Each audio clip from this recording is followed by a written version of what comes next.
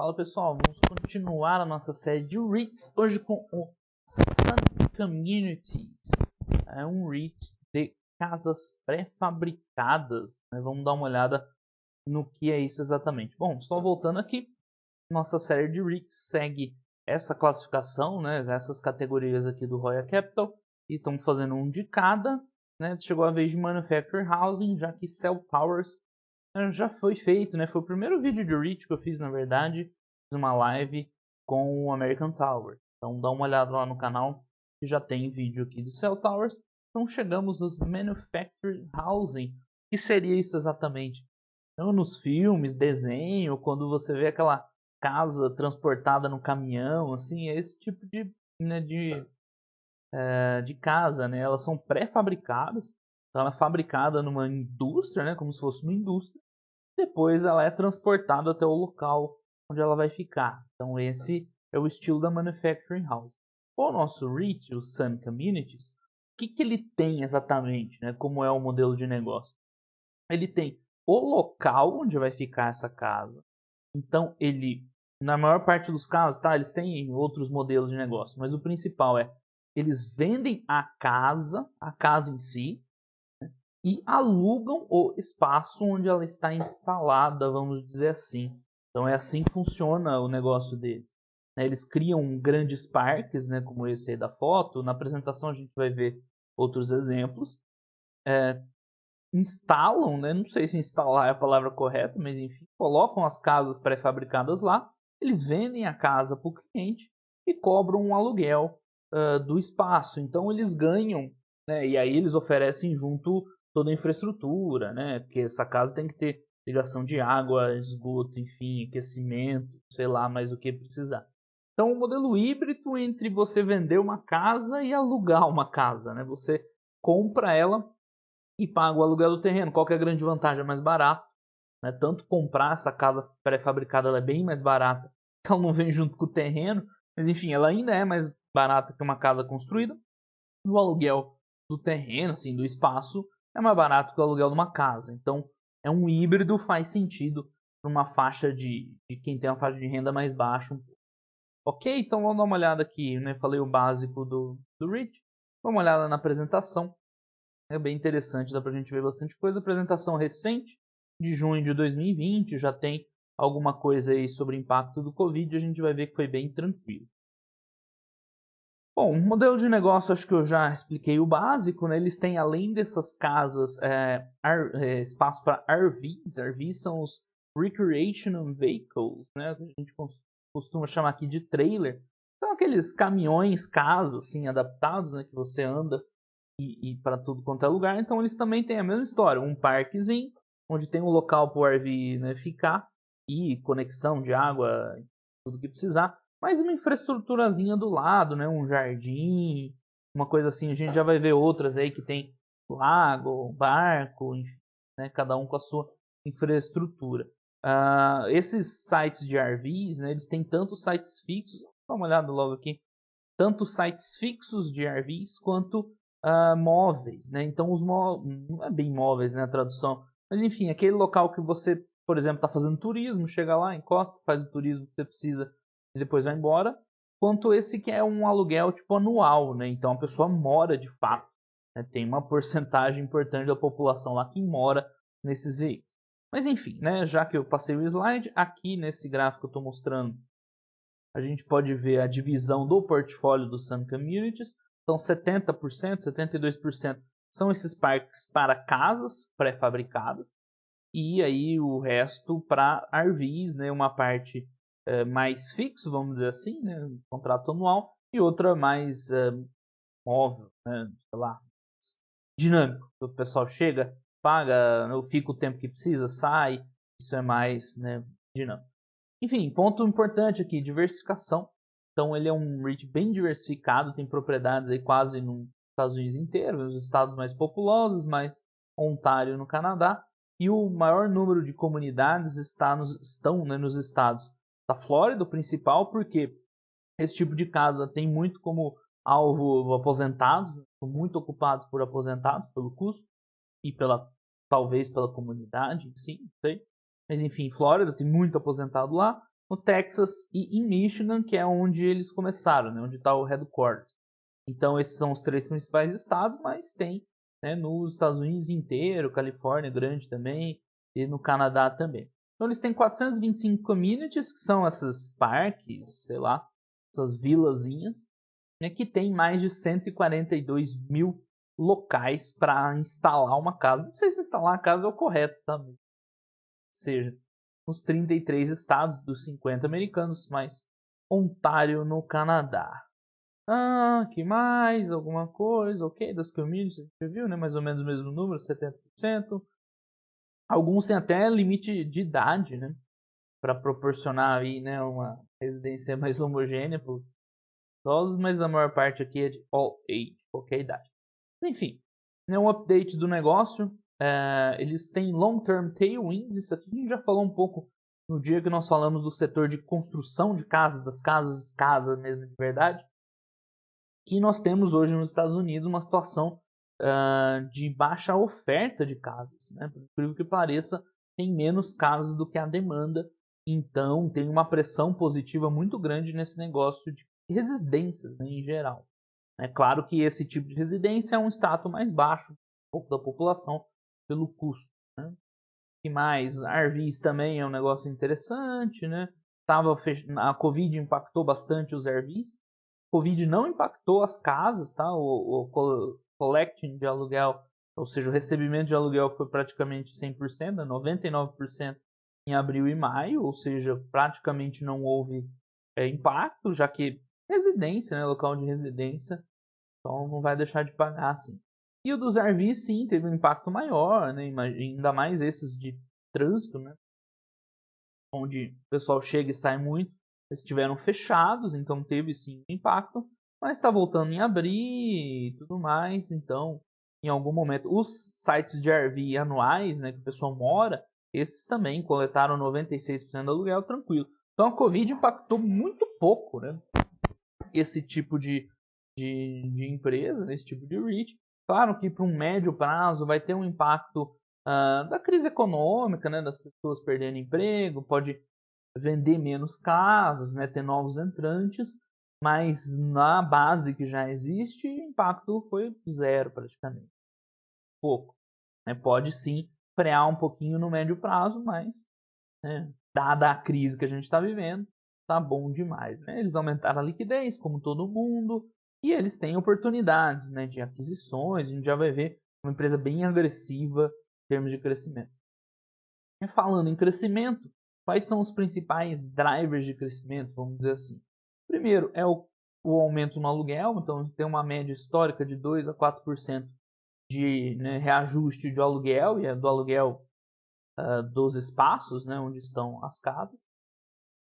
Eles têm algo que é bem interessante, são expansões, ou seja, eles já têm aquela comunidade, mas tem um espaço ali que dá para, né, desbravar e criar novos sites para casas, que é uma driver legal de crescimento, tem uma taxa de retorno bem interessante, 12 a 14%. Eles têm um pouquinho para ganhar em taxa de ocupação, apesar que eu já acho bem alta. Média de 95, 96% de ocupação é bastante. Mas enfim, eles acham que dá para pôr mais 2,5 pontos de ocupação no site, né? Além de conversão de sites de RVs dos transients para o annual, ou seja, converter aqueles parques de RVs de fluxo para os fixos, né, para os anuais. Então aqui sim eles enxergam um aumento, um upside grande. Além disso, esses são os drivers internos, vamos dizer assim, né? Como a empresa pode aumentar a receita com base no que ela já tem. E sempre tem os externos, né? Aquisição, desenvolvimento. Aquisição é comprar outros sites puramente. Eles aumentaram mais de 3 vezes o número de communities, né, desde 2010, é bastante. E desenvolvimento. Desenvolvimento é pegar um terreno que eles têm lá e, né, preparar, montar o espaço para as casas. Note que assim, ele é todo elaborado, né? Não é simplesmente um pedaço de terra. Né? Tem aqui uma estruturazinha, nos outros lá que a gente viu, cadê? Tem uma jardinagem, né? Não é simplesmente um pedaço ali, você tem que fazer um mínimo de desenvolvimento. É bem bonito esse aqui, ó, da MA, Maryland, sei. Sim, mas bem bonito esse site. Então esses são os fatores externos de crescimento. Mas, highlights financeiros, esse é bem legal, né? As casinhas na beira do lago. A única coisa que eu vejo recorrente de ruim é que o espaço é bem apertado, né? Uma coladinha na outra, acho que em todas que a gente viu aqui, são casinhas uma muito perto da outra. Mas que são os lugares interessantes, né? Bem bacana. Isso parece ser bem legal mesmo. Um custo competitivo, né? Parece ser um produto bem interessante lá nos Estados Unidos. A gente vê um crescimento bem interessante de 2009 para 2020, tanto receita, NOI, earnings per share. Teve alguma coisa aqui contábil, provavelmente, que caiu, mas você vê o FFO per share crescendo também. E olha que 2020 é crise, né? Então, mesmo com crise, eles seguem crescendo. A gente vai ver lá no 10K o resultado de 2019 frente a 2018, muito positivo de crescimento. Então, os números financeiros são muito bons, né, desse REIT. São de verdade. Vamos até dar uma olhada aqui no Fundamentei, já que eu toquei nesse assunto. O histórico, né, impressionante. E o histórico de cotação, né, muito bom. O all time, uma valorização forte. E quando a gente olha os dados financeiros, né, excelente também, né, lá de 2010 para frente ele meio que engrenou, né, a gente vê aqui nas cotações também. Mas, né, crescimento muito forte, qualquer métrica que você colocar aqui, vai ver o crescimento. Aqui, claro, uns não recorrentes, né, no EBITDA, mas enfim, FFO, né, fantástico. Todos eles aqui vai ter o mesmo perfil de crescimento. Então, é um REIT com um histórico muito bom e tá num momento forte também, né, com essas... Opa, ainda não. Com essa pressão de residências, né? Você tem uma baixa oferta, demanda alta por residências e eles oferecem um produto que parece ser muito competitivo. Todas as que eu vi, tudo bem, né, que foto de catálogo aqui tá sempre melhor do que mas todos eles, né, parecem casinhas legais. A pior de todas que eu achei foi o que tá na capa do site do RI. Essa sim, né, bem mais simples. Então eles vendem desde de casas, né, bem elaboradas, que nem parece que são pré-fabricadas, até umas mais basiconas aqui, né? Então, parece um container mesmo, um coladinho na outra, esse é mais basicão. Agora, os da apresentação, né, todos muito bonitos, uma casinha dessa aqui, fantástico, por um preço baixo, né, excelente. Esse local aqui parece muito agradável, esse outro aí parece ser na praia, é Meriton, Florida, aqui em Michigan, né, parece muito legal o local. Então, um produto parece interessante. Enfim, o que os caras estão fazendo aí de aquisições e desenvolvimento, né, que são os drivers externos de crescimento. Tem lá quase 1 bi de aquisição nos 2019, 2020, é bastante. Então, eu falei, um REIT agressivo de crescimento, não é um REIT aí tão passivo de distribuir dividendo, o negócio deles é crescer. Adicionaram mais 11 mil sites, 49 comunidades, bastante. Tem ainda aqueles redevelop, roundup, ou seja, pegar uma área bruta e transformar num parque como esse, assim, né, com infraestrutura, que tem lá mais 200 milhões gastos. E expansões, que eu falei, pegar um espaço já existente e só aumentar o número de sites. Esse é o que dá mais retorno, né, porque uma boa parte já está feita, né, aumentar a área dá um retorno bom também. Claro que não tem tanta oportunidade assim, mas enfim, já gastaram 120 milhões em expansão. O que mais? Drivers favoráveis, né? Eles têm números muito bons de permanência, né? Então, os move-outs, né? Já que o cara é dono da casa, ele pode tirar a casa dele para outro lugar. É menos de 1%, né? Então, o pessoal geralmente fica. Porque o grande valor, né, todo ativo, vocês têm que entender onde está o grande valor. O valor aqui do Sun não está na casa que eles vendem. Nem na casa, a gente já vai ver uma margem até que não é ruim, mas o grande valor está aqui, no aluguel desse espaço aqui. É aqui que está o valor do REIT, da empresa. Então, o fato das pessoas saírem pouco é muito positivo, né? Tem lá, né, uma aderência muito grande. A média, né, dos residentes é na casa de 14 anos. Né? Para uma casa móvel, né, é relativamente bom. E os RVs também, né, 11 anos. Esse aqui eu achei impressionante, porque você mora num negócio que foi feito para ter mobilidade, né, para você ir para o lugar que você quiser. E os caras ficam em média 11 anos, quer dizer que o lugar é bom. Né? Então, com certeza, esses números são reflexos de um lugar muito positivo, né, onde a empresa gera valor. O que mais? Né, a taxa de retorno passada deles é muito maior que a média do mercado, né, tanto comparando com REITs de apartment ou com REITs em geral, né, bem acima. Em todos os períodos aqui, principalmente nas crises, né, quando os outros setores tomam ferro, eles seguem lá, né, às vezes sofrem, mas não chega a dar prejuízo, que é o que a gente está vendo em 2020, né, resultados bons. E mais? O mix deles é um mix bem interessante. Então, eles oferecem geralmente espaços maiores, né? Então, a média é de 1.000 pés quadrados. Isso aqui é quanto, né? 100 metros quadrados, acho que é, mais ou menos. Enquanto que eles oferecem, na média, um local maior, né, de 1.250.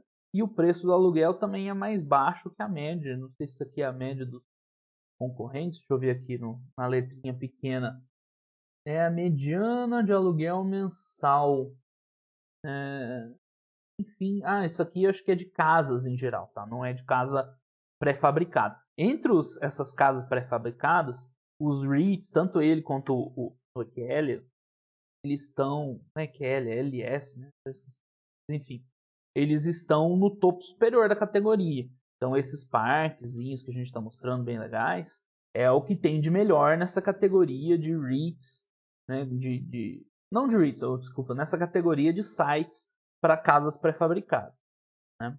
Mas, comparando com uma residência tradicional, isso aqui é comparando uma residência tradicional, eles oferecem, né, uma média de espaço maior para uma residência básica, a um custo bem menor, né? Um custo aí substancialmente menor. Então, o preço por metro quadrado ou por pé quadrado que seja é metade, né? Então, essa é a grande vantagem das casas pré-fabricadas para uma casa tradicional. É basicamente isso, esses lá. Né? E, claro, você tem um custo de entrada bem mais baixo, né? Então, azul a gente tem o preço da casa pré-fabricada e aqui é uma casa normal você comprar e eles dividem entre um custo do terreno, que é essa rachurada, e o cinzinha, custo da casa mesmo. Então, você vê que é um negócio interessante, você pagar uma porção do valor bem mais barato que a casa construída, né, e ainda mais com a diferença do terreno, né? Então, é um negócio que parece ser financeiramente interessante, financeiramente bom, né, para o cliente. Mas, expansão entrega retorno atrativo, como eu comentei, né? Expansão que dá mais taxa de retorno, porque você já tem o grosso feito, você só vai aumentar alguns sites. De novo, os outros sites legaisinhos, né? Tem um jardim e tal, tem uma casa meio futurista, né? Bem legal, parece container, né? Claro, pré-fabricada, não é de container, mas enfim. Fica interessante. Casinha bem legal. Taxa de retorno boa, né? Eles gastam de 40, 50 mil dólares para fazer isso aqui, né? O espaço, a jardinagem, o laguinho lá, que seja. E, né, vendem a casa e ainda coletam o aluguel. Bom, em relação às aquisições, eles conseguem adicionar valor ainda mais, né, por efeito de escala, né, pela expertise que eles têm. Então aqui está o gráfico que eu comentei. 2010 para cá eles aumentaram em 3 vezes o número de sites à base de aquisição. O balanço deles é um balanço bom, né? Quando a gente fala em balanço, é geralmente estrutura de capital. A gente vê a dívida bem jogada para o futuro, né? Bem jogada para frente. 2024, 2023, esse ano que vem é bem pouco. Quando você vê dívida líquida e EBITDA parece meio alto, 5 vezes, mas como eu tenho comentado, né, vários REITs, que não é o melhor indicador de dívida líquida e EBITDA, né, porque EBITDA para alguns REITs não cai bem. Então, o outro indicador pelo valor, né, o Total Enterprise Value, tem 22% relativamente baixo. Né? A gente vê os bons REITs na casa de 30, 40, acima de 50. Começam os REITs mais endividados, eles têm 22. Então, o nível de endividamento deles é relativamente bom para o negócio. O que mais? Tem várias iniciativas ESG, né? Environmental, Social and Governance, principalmente ambiental, né? Já que eles têm sites de residência, então é fácil, né? Colocar iluminação LED, energia solar, economia de água. Também interessante essa vontade deles em caminhar nesse sentido do ESG.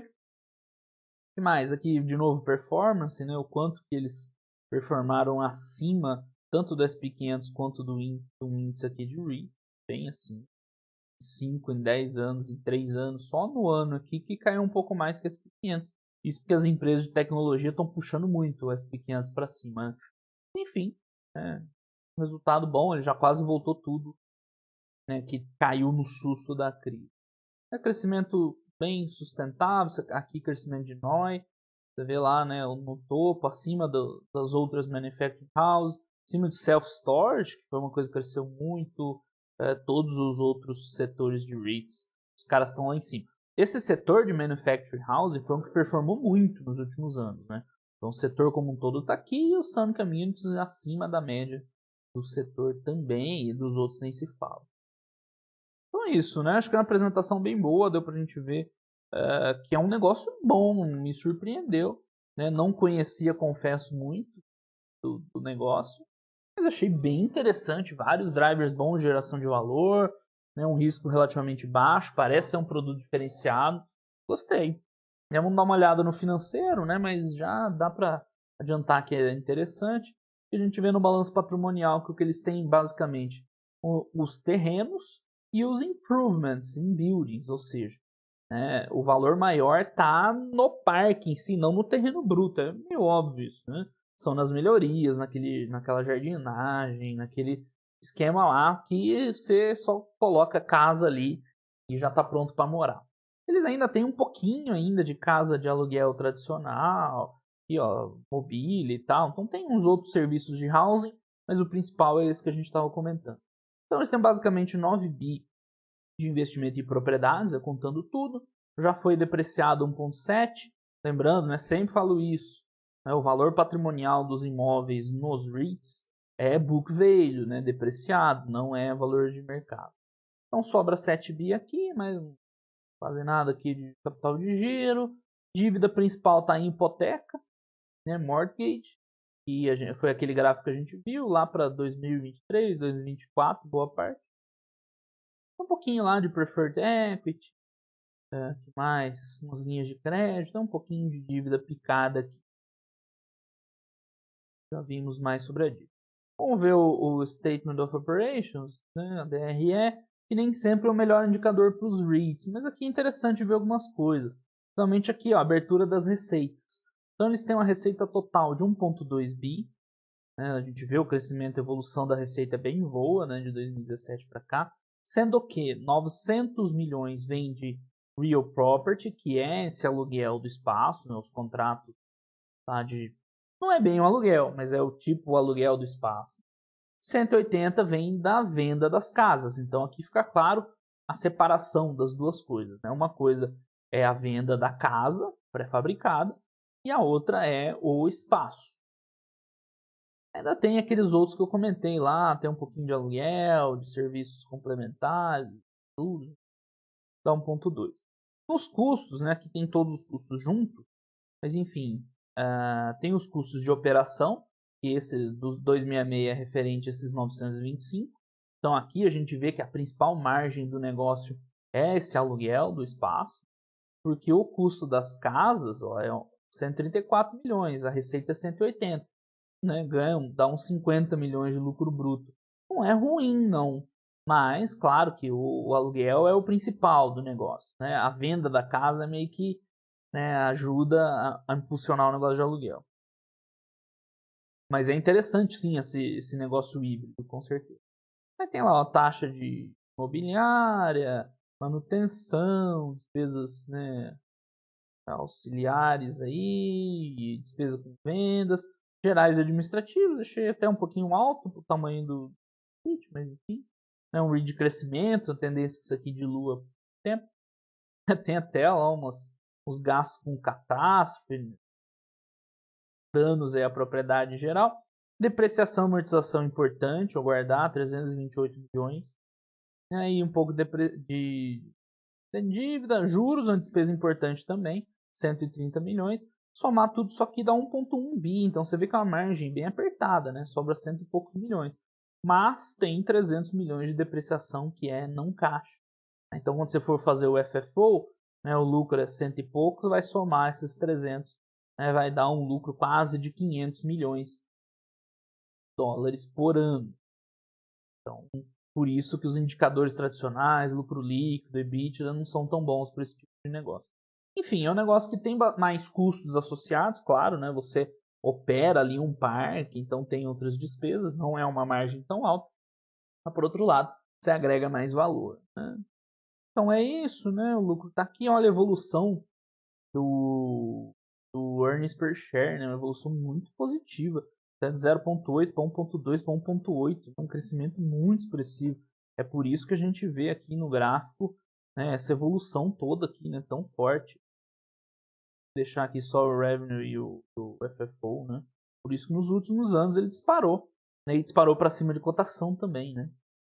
É um REIT que entregou muito crescimento nesses últimos 3 anos. E é importante olhar o per share porque eles emitem ações também, a gente já vai ver no fluxo de caixa agora. Então vamos para o fluxo de caixa, que em vários dos REITs acaba sendo o demonstrativo mais importante.